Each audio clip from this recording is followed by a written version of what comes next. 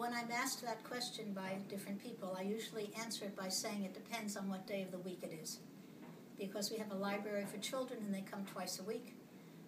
I'm involved in a water project called OK Clean Water, and that does not have a regular rhythm, so it depends on the activities that we're involved in. And I'm also a member of the formation community. We welcome young women who are exploring, discerning whether or not they're being called to the vocation of a sister of the congregation of Notre-Dame.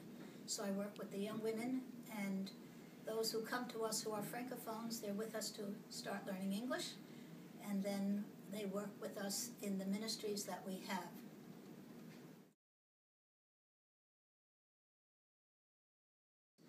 Some widows, some single parents who are raising children with no access to clean water.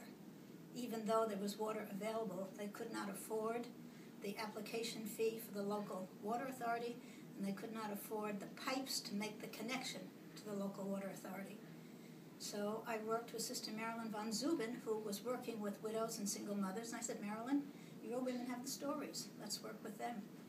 So we did, and one thing led to another. We sent a little story into the editors of Dialogue, and again, one thing led to another.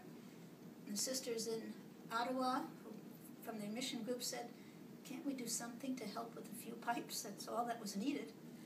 So the first 2 years, some money was collected, and OK Clean Water started by putting in stand pipes in the compounds of 17 families, widows and single mothers. And somehow from there, it transferred from single compounds to villages. And so 10 years later, we're celebrating presence in 34 villages in the Bowie division.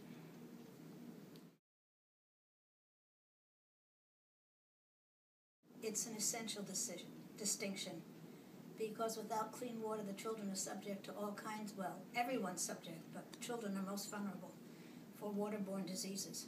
And we have reports, and at this point, there's still anecdotal reports. We're trying to gather the hard data of the incident of waterborne diseases in the villages before OK was able to bring water to the health centers and what it is like now.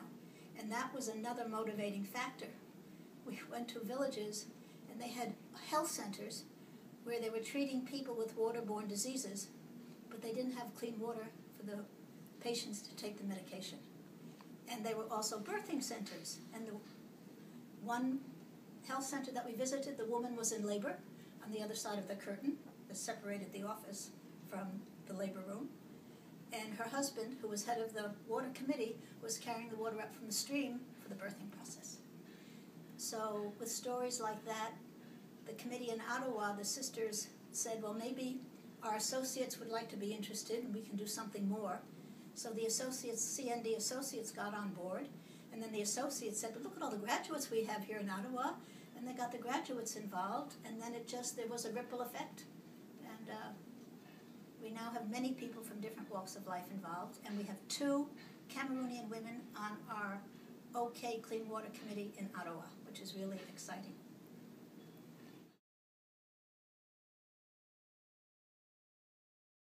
The stress that we make for the project is it's a partnership.